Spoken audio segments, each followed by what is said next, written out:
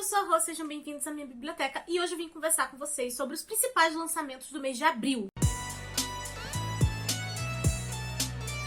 A galera que tá aqui há mais tempo sabe como é que funciona esse vídeo. Eu não pego todos os lançamentos, somente os que mais me interessaram e os que mais têm a ver com o canal. E a gente vai estar conversando sobre os que são primeiros livros de série, livros únicos e continuações que vão estar saindo durante esse mês. E vocês já sabem como é que funcionam as coisas aqui no YouTube, então deixem um like pra ajudar na divulgação. Se inscrevam no canal se vocês não forem inscritos, se vocês gostam desse tipo de conteúdo. Tem sempre vídeo novo saindo por aqui. E lembrando que no box de descrição vai ter link de compra pra esses livros. Se você se interessar por algum deles, ou você quiser comprar qualquer outra coisa, através desses links você ajuda o canal sem pagar nada mais por isso. E à medida que eu for falando os livros, comentem, tá? Que eu quero saber quais são os livros que vocês estão mais interessados.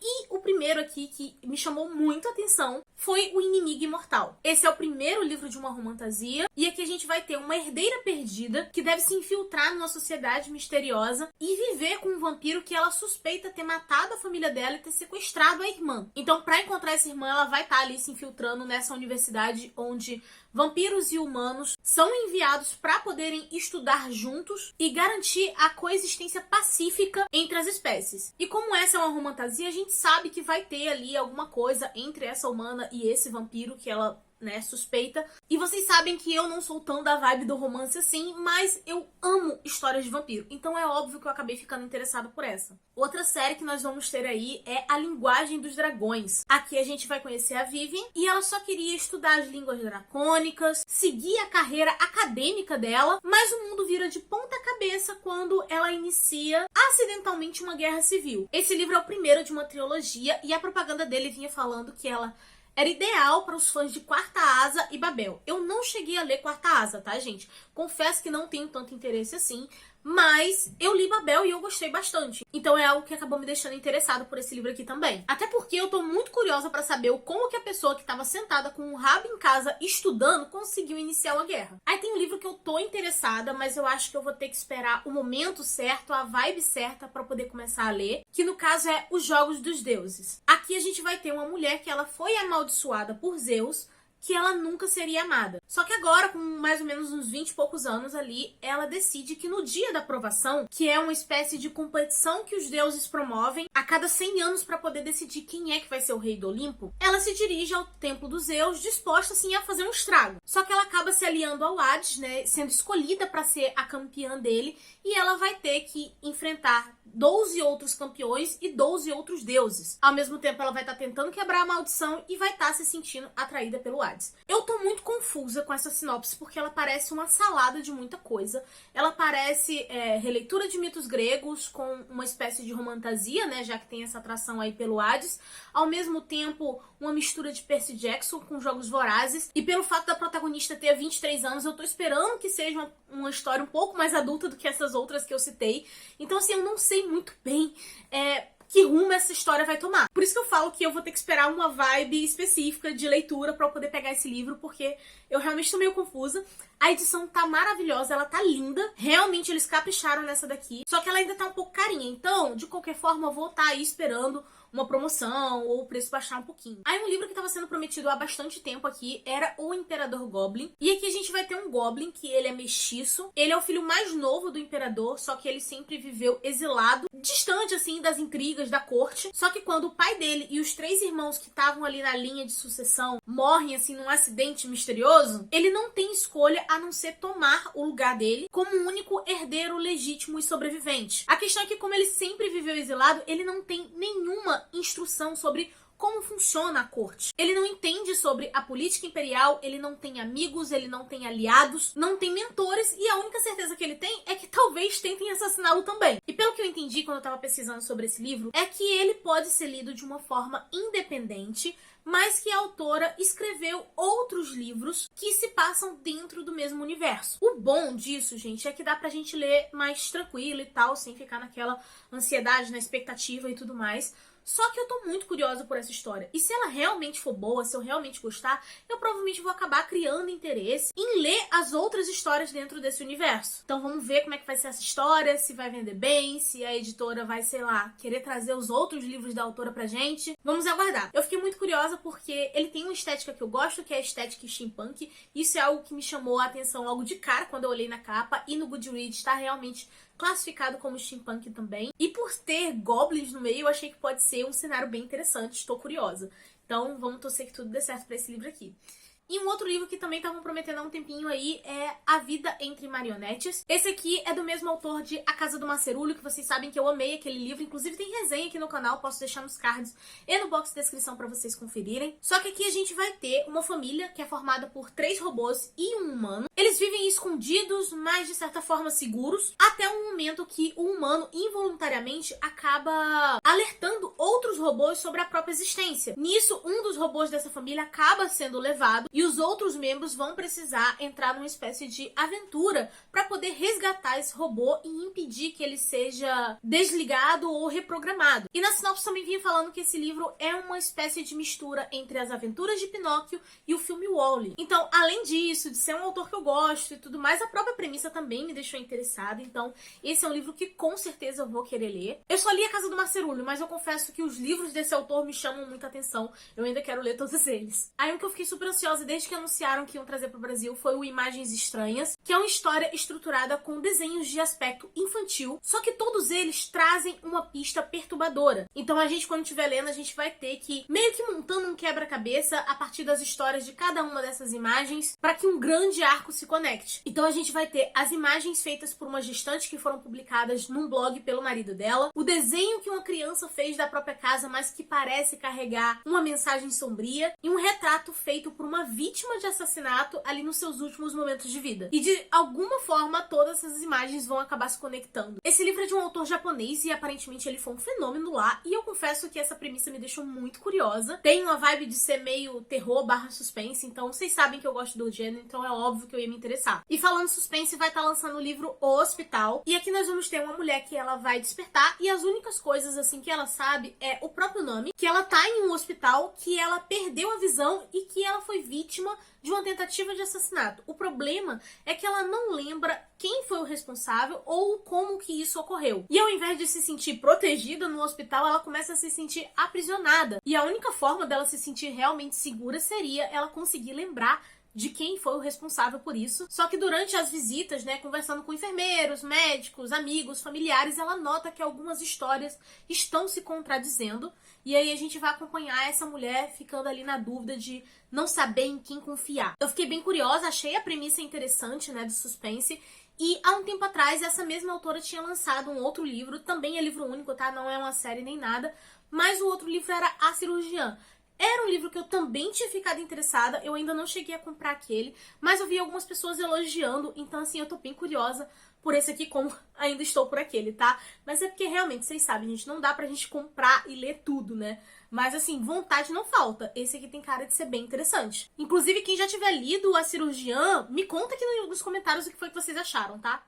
Aí tem um livro aqui que com certeza é uma das minhas prioridades de compra, mas eu provavelmente guardaria pra dezembro, né, pra ler na época do Natal, que é o Minha Querida Menina. E aqui a gente vai ter a Alison, ela nunca foi muito fã do Natal, mas o marido dela tá empolgado, ele quer decorar as coisas ali na casa, e ela tá com aquela vibe de, ok, vamos encarar isso, até o momento em que ela recebe uma ligação da mãe dela, que já é bem distante, que foi diagnosticada com câncer e ela só tem mais algumas semanas de vida. E ela quer passar esses últimos momentos com a filha. Só que a Alison, ela cresceu num ambiente convivendo com o alcoolismo e o abuso violento da mãe. Então ela tá relutante em receber a mãe, mas ao mesmo tempo, como são as últimas semanas de vida, ela pensa que talvez ela possa restabelecer alguma coisa. Só que aí coisas misteriosas e sobrenaturais começam a acontecer. E aí na sinopse vinha falando que a Alison começa a suspeitar que a mãe dela talvez não seja quem parece ser. Não sei o que pensar disso. É assim, se fosse um suspense, um drama familiar, beleza, mas na jogada desse ponto sobrenatural é que me pegou e que foi o que me despertou mais interesse, porque eu quero realmente descobrir o que seja isso. Mas como eu já não sou uma pessoa que gosta muito de Natal, provavelmente é um livro que eu ia querer deixar pra ler ali em dezembro, né? Porque eu tenho uma raiva, porque em dezembro só tem essas historinhas fofinhas e meigas que... E aí uma história assim, que é o que eu quero ler, normalmente eu não acho. Então essa daqui eu vou guardar pra dezembro. E esse livro é da mesma autora de As Crianças da Colina e Prisioneiros do Inverno, que são 2 livros que eu também tenho vontade de ler. Então assim, eu tenho que criar vergonha na cara e realmente ler essa autora, porque ela tem premissas que me chamam muita atenção. Outro livro que também me despertou interesse foi O Garoto Invisível. Aqui a gente vai ter uma menina que quando ela tinha 10 anos de idade, ela acabou passando por um evento traumático, ela começou a fazer um acompanhamento psicológico que durou mais ou menos ali seus 3 anos, né? Só que esse renomado psicólogo que estava tratando ela decide dar alta pra ela. Só que nisso ela começa a se sentir abandonada e ela começa a rondar a casa e o consultório desse cara. Então, assim, ela fica meio que stalkeando o psicólogo. Eu fiquei curiosa pra ver. Acho que nunca tinha visto nada nessa situação, assim. Pelo menos em livro. Só que em determinado momento, essa menina vai desaparecer próxima a uma das casas de um dos outros moradores, assim, da rua desse psicólogo, que inclusive é um cara que é meio que considerado esquisitão ali. Então esse é um daqueles livros onde a gente vai tentar descobrir quem foi o verdadeiro responsável. Fiquei curiosa, eu sei que essa autora já tem outros livros publicados no Brasil, e eu fui dar uma olhadinha no Scoob, no Goodreads, e ele tá até com as notas boas, tá? Tanto esse livro quanto outros livros dela, então acabei ficando curiosa. Aí vocês sabem que recentemente eu li A Casa dos Espíritos, inclusive tem vlog aqui com spoiler e tal, pra gente realmente bater papo e discutir sobre esse livro. Eu fiquei completamente apaixonada pela escrita dessa autora, quero literalmente ler tudo que ela escreveu, e agora vai estar saindo aí uma nova edição de A Filha da Fortuna, que é classificado como fazendo parte da mesma série.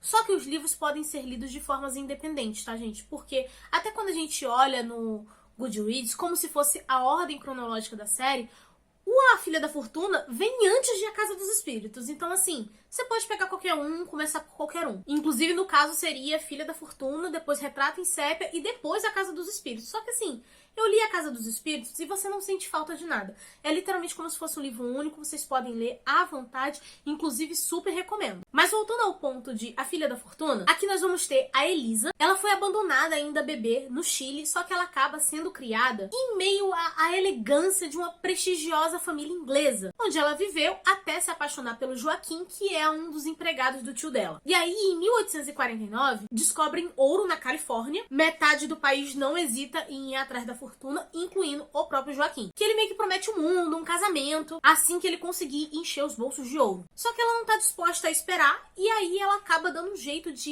ir clandestinamente pra Califórnia. Olhando assim, parece uma premissa bem simples, parece ser só um romance. Só que vindo da Isabel Allende e vendo que ela gosta de trabalhar o contextos históricos, e mesmo que, por exemplo, A Casa dos Espíritos fosse um livro muito considerado pelo realismo mágico, a ficção histórica dele é muito mais forte. Então, eu sei que ela vai fazer algo genial aqui, então com certeza eu quero ler essa história. Outro relançamento que nós vamos ter é da duologia Six of Crows. Não vou me estender aqui sobre o que se trata essa série, afinal de contas, já tem um vídeo onde eu falo sem spoilers sobre essa duologia, né, se vale a pena ler e tudo mais, tudo que eu achei. Vou deixar nos cards e no box de descrição pra vocês. Também tem toda uma playlist sobre todo o universo Grisha, então vocês podem consumir isso à vontade. Vou deixar essa playlist no box de descrição que fica mais fácil. E é aquela coisa, é uma das minhas histórias de fantasia favoritas? Sim, recomendo muito, mas eu não faço a mínima ideia se eu vou conseguir comprar essa edição. A edição nova, ela é em capa dura, a capa realmente é muito bonita, tem corte colorido e tudo mais. Só que assim, gente, relançou a R$162 cada livro. Eu achei o preço bem pesado, tá? Inclusive eu já tenho os livros, né, da edição comum, que eram ainda pela outra editora. Só que eu tô achando que a Planeta perdeu um pouco a mão com essa coisa de preço pra livro desde Quarta Asa. Inclusive, eu queria muito conhecer alguém que trabalhasse dentro do meio editorial pra poder me explicar essa diferença de preço, porque tem coisas que não fazem sentido na minha cabeça. Eu queria realmente entender os valores de produção, porque me parece bem abusivo. Porque, por exemplo, Quarta Asa mesmo tinha duas edições, a em capa dura e a capa comum. A capa dura, só porque era capa dura e tinha um cortezinho colorido, era 180. 180 e pouco, na verdade, quase 190. E o capa comum era R$100 quando lançou. Gente, como que só na capa dura aumenta R$90 de diferença de um livro pro outro? Então, assim, eu tô achando que a Planeta perdeu um pouco a mão, sabe? Viu que tinha gente que tava realmente pagando Quarta Asa e agora eles querem botar esses preços pra tudo. Eu não vou comprar. Eu vou esperar baixar muito. Isso se eu comprar. Essa duologia é incrível, tá, gente? Se você nunca leu, se você não tem as edições, se você não consegue encontrar as edições antigas, acho que vale? Acho que vale você esperar um pouco, baixar esse preço e adquirir, porque realmente é uma boa história. Só que assim, eu achei muito pesado R$162 para esses livros. Então, se vocês um dia me virem com essa edição aqui em casa, provavelmente é porque ou eu ganhei de presente, ou teve alguma promoção muito absurda que sei lá, algum cupom, e provavelmente eu vou ter compartilhado esse cupom com vocês lá no canal do Telegram, que o link tá sempre aqui embaixo. Mas assim, nesse preço, simplesmente não tem condição de comprar. Inclusive é por isso que eu falei que não tá dando pra realmente acompanhar os lançamentos esse ano, porque o preço dos livros tá subindo muito. Eu tô tendo que literalmente escolher um ou outro pra focar, e é isso. Tanto que nessa de escolha, uma das minhas escolhas foi o primeiro livro da série Blackwater, em março, né? E agora tá vindo também aí o segundo volume, que é O Dick. Não vou comentar muito sobre esse aqui, porque eu já vou gravar a resenha do A Enchente, que foi o primeiro livro. Então, em breve, vocês vão estar vendo aí minha opinião sobre esse livro. Porque sim, eu comprei A Enchente na Semana do Consumidor, porque apesar de ser lançamento, ele teve um desconto. Já adianto que adorei, recomendo. Eu já gostava desse autor desde quando eu li Elementais, que inclusive é um livro que tem resenha aqui no canal, posso deixar nos cards no box de descrição pra vocês assistirem.